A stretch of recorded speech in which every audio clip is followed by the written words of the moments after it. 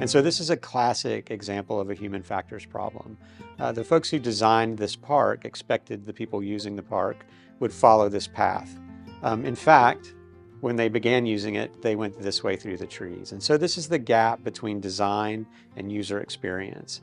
It's the classic example of a gap between what we think is going to happen when we draw up our best practices and our evidence-based approaches and our policies, and then how our professionals actually interact with those things when they get out into the real world. And so this is sort of the perspective that you want to bring to this work.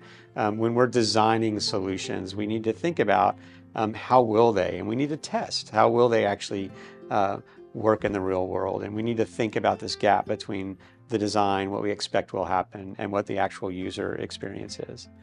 And thinking about that is, it's one thing in a complex setting like this, where the solutions might be that we want oxygen tubing that can't be connected to anesthesia tubing, and anesthesia tubing that can't be connected to oxygen tubing, because of course in this setting, if you need oxygen and get anesthesia, that would be a really bad outcome.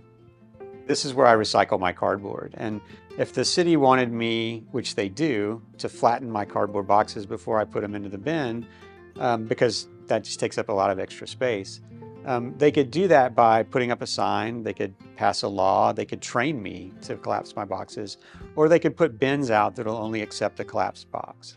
And that's the design perspective we need to bring to creating policies, creating best practices, things that help our professionals make the right decision, and not just things that help them avoid making the wrong decision. Our human factors colleagues would call this, and the example I gave about the oxygen tubing, creating a hard stop. Making it essentially impossible to do the wrong thing.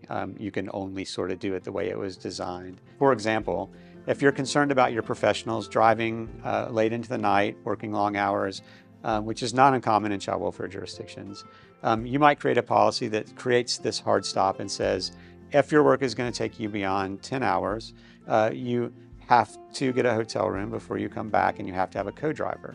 You create a hard stop. You don't make it their responsibility as the professional to reach out to their supervisor to get approval from a fiscal entity. You say this is how it's done every single time. We're going to do it this way without exception. Creates a hard stop in the interest of keeping folks safe. And so this is the example of the kind of design approach we want to bring to our work in child welfare.